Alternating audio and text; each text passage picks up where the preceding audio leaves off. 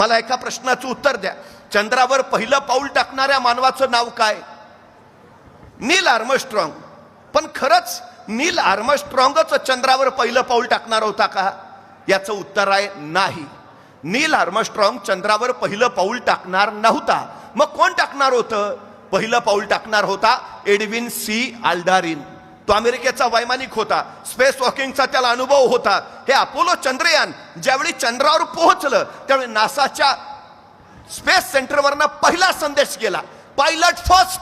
आणि Edwin C आल्डारिन पुढे झाला. पण चंद्रावर पाय टाकायच्या अगोदर त्याच्या मनात विचारांचा गोंधळ सुरू झाला. मी चंद्रावर पाय टाकला आणि त्या वातावरणात जळून गेलो तर? मी चंद्रावर पाय टाकला आणि तिथल्या गुरुत्वाकर्षणानं मला खेचून घेतलं तर? मी चंद्रावर पाय टाकला आणि तिथं मी भरकटलो तर? तो या विचारात होता. तोपर्यंत नासाच्या स्पेस सेंटरवरनं दुसरा संदेश आला, को पायलट नेक्स्ट.